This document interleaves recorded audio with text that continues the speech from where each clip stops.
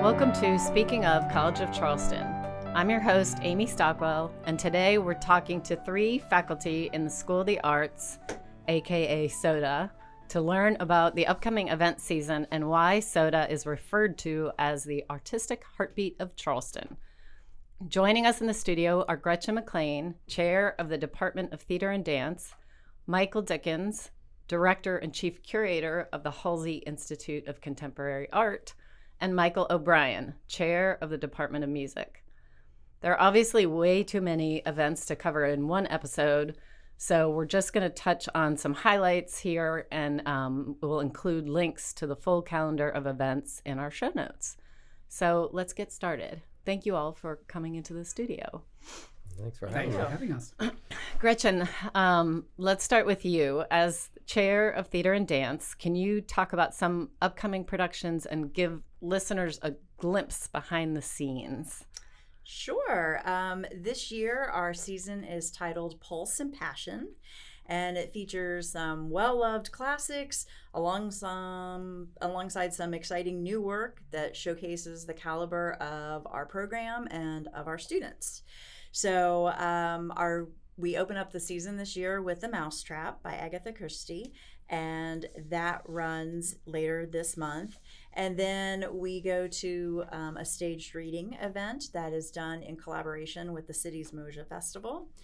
Then we have You're a Good Man, Charlie Brown. And then finally we finish off the fall with a dance concert. Oh, fun. Pulse, did you say Pulse and Passion? Pulse and Passion. I love the alliteration. That's a great title. That's a great title. All kinds of exciting things. And I imagine each one is a little, we've got from Agatha Christie to Charlie Brown, right? Charlie Brown. That's can't get much different than that. A lot of variety there. Absolutely, yes. And most of these productions are all taking place in the newly renovated Simmons Center. So we have beautiful new facilities, right? That is correct. Mousetrap is going to be in the Emmett Robinson, and You're a Good Man, Charlie Brown is going to be in our new Black Box Theater, and then the dance concert happens in the historic Satilli Theater. Nice. Okay. And SODA has an impressive roster of alumni across all departments. I know you have some upcoming exciting alumni events, and of course. Our alumni are doing some amazing things. We have alumni that we hire in as guest designers and as directors and even coming in and speaking to our classes. Several of our faculty are actually CofC alumni from our own program.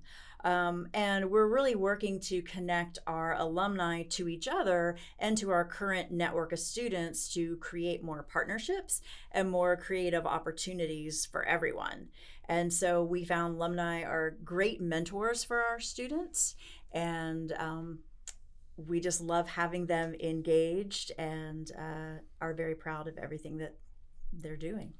Should have had you tell us about yourself first before we started, because your background, as we were just talking about, your background is in dance, right? Correct. My background is in dance. I started dance as a young kid, like most young women, and went on to continue, and it just through college. And when I first went to college, I didn't want to go to college, and I told my mom I would only go if I could study dance, because I thought that sounded like a kind of ridiculous thing, and she wouldn't go for it.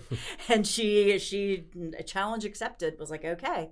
And so when I met my first academic advisor in undergrad, I said, I'm just here to make my mom happy. I'm never going to graduate. I'm never going to have, a bachelor's degree. And my academic advisor, I still keep in touch with her many, many years later. And she's like, so Dr. McLean, how is that? And went on to eventually get my PhD. So my background is in dance. My focus is more dance history and research instead of performing on the stage. Huh. Wow. Isn't that ironic? I bet your mom was like patting herself on the back saying, see? I guess she knew what she was doing. Yeah. I wouldn't have admitted it as a 18-year-old. See, I told you so. Yeah. Okay. So now we're going to switch to music. Michael, can you talk about some highlights of the music department's concert season? What do people have to look forward to? Absolutely. Well, we don't have a clever alliterative title for one season, but the music department runs a number of different concert series, and we have great lineups in two of them this year. So We have a Second Mondays series that sort of puts on display the best of what our department has to offer the city. That's the second Monday of every month at 7:30 in our recital hall in Simmons.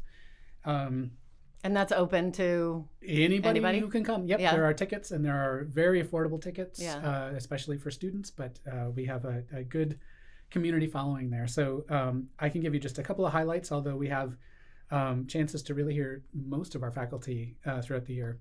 The Voice Faculty Showcase will have all of our singers on stage on January 12th.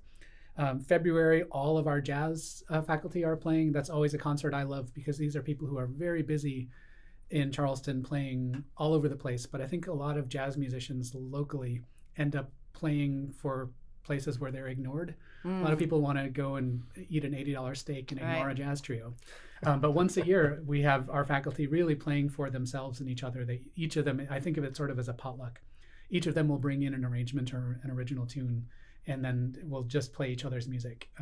I bet they love doing that too. Oh yeah, it's always a highlight. But we have a particularly special event happening on December 8th. That's Sandy Diethos, who's our director of opera and professor of voice. She's on sabbatical right now, and what she's done is commissioned a new set of songs by Paul Sanchez, who is a composer and pianist and was on faculty here for a number of years. And so what he's done is set a series of poems by Marcus Amaker, who was a former poet laureate of the city. So thinking about the ways in which the college and the city's artistic life are really just enmeshed. It's a great example of that. Paul is a wonderful composer and a great pianist, but really I think he's never better than when he is playing with singers. He's not a guy who wants to be flashy and in the front of the stage. So the fact that we get to hear words by a local poet sung by one of our greatest artists on faculty, a piece of music that was written specifically for her voice is really pretty special. That's incredible. When is that again? That's December? December 8th, Monday, December 8th. That's incredible. And then our other series is the International Piano Series. So if Second Monday is where we put the best of what we have to offer, IPS is when we bring in the best of what the world has to offer for our own students and for our local audiences. And this year we have 4 really wonderful artists, but one in particular, Richard Good, is no lie sort of the hands down foremost living interpreter of Beethoven. I remember when I was an undergrad learning, if you're only going to know one Beethoven pianist, know Richard Good. And that was a few decades ago, and he hasn't gotten any worse since then. And he's actually playing a program of all Beethoven, and our students will have a chance to work with him in master classes the next morning. So that's incredible. If you care even a little bit about classical music and you are anywhere other than the Satilli Theater on November 18th, I don't know what you're doing with your life. And all of the International Piano Series is held at Satilli, right? They're always in the Satilli. We have we're given a gift of a Steinway concert grand a few years ago now, made specifically in Hamburg, Germany. So Steinway makes American-made pianos, which are really pretty good, better than pretty good, and they make really, really exceptional. Best in the world concert pianos in Hamburg, and we actually sent someone over to specifically pick out the one we have, and we bring it out only for these events, and it's a spectacular instrument, will be played by a spectacular artist. I'm sold. Yeah. I'll be there. Excuse me. Okay, so now we've gone from dance to music, and now we will go to the Halsey, to art, contemporary art. Michael, you arrived as the new director just as the Halsey was celebrating its 40th anniversary, which is hard to believe. Can you tell us about your vision for the Halsey and give us a peek into some upcoming exhibitions? Yes, I mean, my vision is to continue the great quality of contemporary art that the Halsey's always offered, and to really integrate the community and the students into the programming. And at the same time, really push the national presence. So when people, where do I go to see contemporary art in the South? Halsey should be on the first of the list. And so we have a great tourism, industry. And so I want people to come, when they come to Charleston, they're like, where do we start first? Let's wake up our morning, get some nice little breakfast, walk over to see some art, and then go to the rest of the town, the peninsula, and study everything else. So, is to really continue that name and its presence and be in that national conversation of other institutes of contemporary art. And tell us where you came from. You just started like a month ago, right? Yeah, a couple months ago. Mid-July, right when like the hottest heat wave I think I've been in. Where did you move? Did you move from? I came from cooler... Tennessee. Yeah. Well, so Middle Tennessee. It still gets hot there, but this level of heat and humidity was impressive. Yeah. So yeah, started in mid-July. I was at Austin Peay State University there in Clarksville, Tennessee, outside Nashville. And so, yeah, now I'm here in Charleston and with a wonderful, very knowledgeable, competent crew, team members at the Halsey that are making these things happen. And you have an incredible exhibit going on right now, which is going on until I think will still be going on by the time we produce this episode. Yeah, the end of it goes through the end of the semester, so like December 6th, December 9th, around there. When I first got here, I think the previous exhibition was up for 3 days, and then the next 4 weeks was installing and installing. So we opened up a dual exhibition, new works by Kenny Nguyen, who is a Vietnamese artist based just outside of Charlotte, and then in the back gallery, or the wood floor gallery, is Rahala Filsufi, who's an Iranian artist based out of Nashville. And the good thing is, like, this is actually the third time I've got to work with Rahala. So, when I learned about this schedule, like, upon taking the job, I'm like, oh, I'd love to work with her again. And here we are. So, she's coming back. She was supposed to give a talk on the Saturday of the opening. It was also when we had the major floods here, so we postponed that. She is coming back in October 17th. She will be going to the Stono Preserve to dig some clay she's processing for the kind of a continuation of this body of work that she has in the Halsey. And there's a book in the Halsey with vials of clay, and there's an empty one, and that she's saving for the Charleston clay. Oh, very cool. She has dug clay at 9 different sites within the South, and as an immigrant that lives in the South, how she finding her place is through the soil. And so the vessels that are in there are from her processed clay from the different sites in the South. And the vessels also have sound recordings, there's video. And so, it's really a nice little meditative space. And then Kenny's work is just eye-catching, vibrant, colorful. And he's fabric, right? And he's fabric, yeah. So tears strips of silk. He came to the United States. He was a fashion designer. Oh, wow. And when he came to the States, the language barrier, but he knew fashion and dipped his toes into art and became this incredible artist. But this work is he's taking strips of silk, dipping them in acrylic paint, which serves as a kind of a glue, and puts it on canvas. And then those are woven into large, extremely large wall pieces. Then we have a bunch of columns. His work is this particular body of work is dealing with Chaldeism, which is a religion that's kind of a blend of other, Eastern and Western religions. And his grandmother was a practicing Chaldeist, and so he's referencing that in the colors and the temples, the ornate temples in Vietnam. And I think a lot of people don't realize that Halsey is free. Halsey is absolutely free. You can come in with zero cost. You can come in several times in the same day. You can come every single day of the week. Yeah, if you it's want free. To. I mean, we do sell memberships. I have perks, so that helps fund. We accept donations, which helps fund the programming. We have a great endowment that keeps us going, and that allows us to offer extremely high quality contemporary art at no charge. So make it more accessible to the community. And it's a great resource for our students who get to come in and sometimes meet these artists and experience such a wide variety of contemporary art. Yeah. We only work with living artists. So, and for that very reason, is to bring those artists to have direct interaction with our students.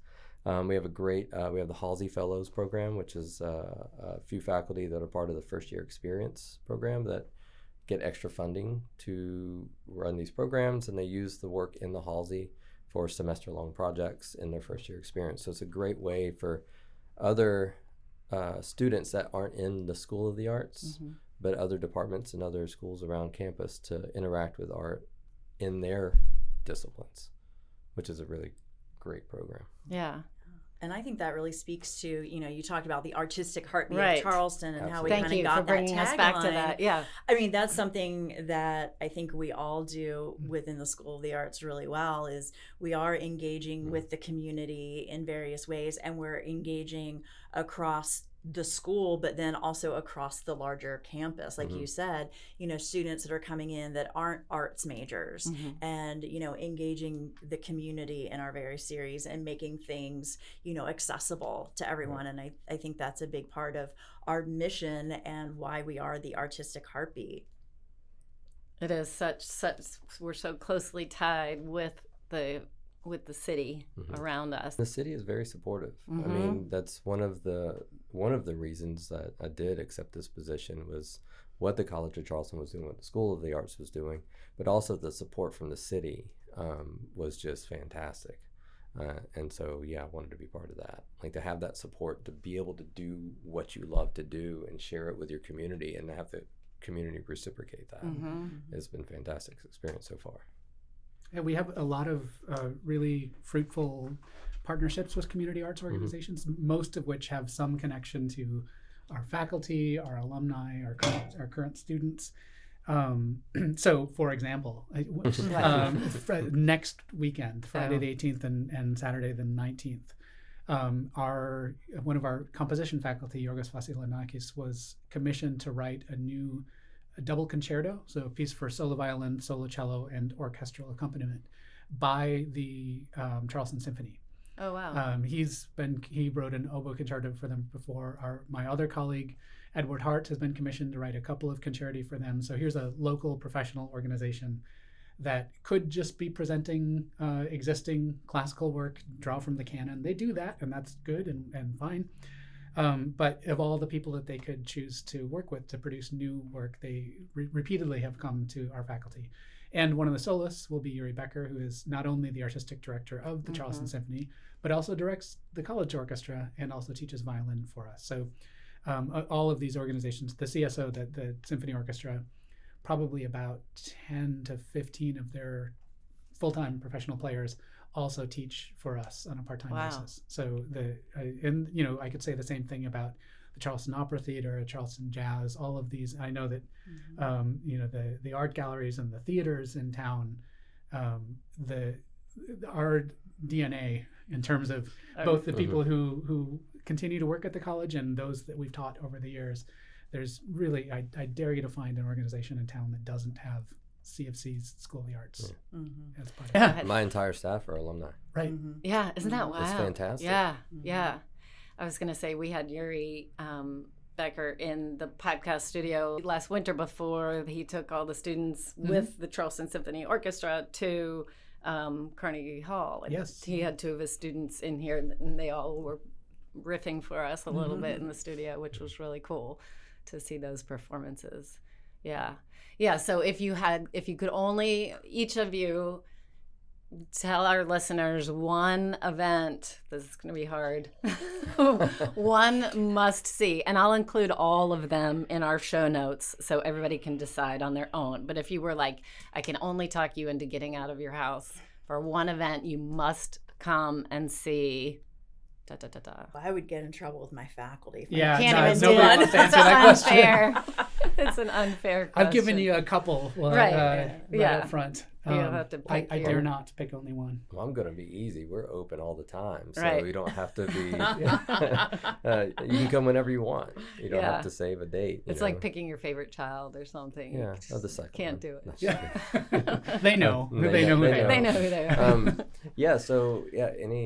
When the weather's nice, you want to get out and take a walk. Come in. Like today. That's our advantage. Today's a beautiful day. That's my pro tip for faculty. Every time if I'm having a tough day on the way back from lunch, I'll always do a little Halsey detour. Always do a Halsey detour. Well, thank you guys for coming into the studio, and I appreciate your time. And I don't know if you often get to spend time with each other from across programs like this, but hopefully it was fun for you too. Absolutely. Yeah, thanks for having us. And like I said, I will include in our show notes resources so that you can find out about each of these schedules and more details about what our guests have talked about. But thank you for listening to this episode of Speaking of College of Charleston with today's guests, Gretchen, Michael, and Michael. Music Michael and Halsey Michael. If you like this episode, please help us reach more listeners by sharing it with a friend or leaving a review. And for show notes and more episodes, visit the College of Charleston's official news site, The College Today, at today.charleston.edu. You can find episodes on all major podcast platforms. And if you want to know more about the School of the Arts, go to charleston.edu/school-arts.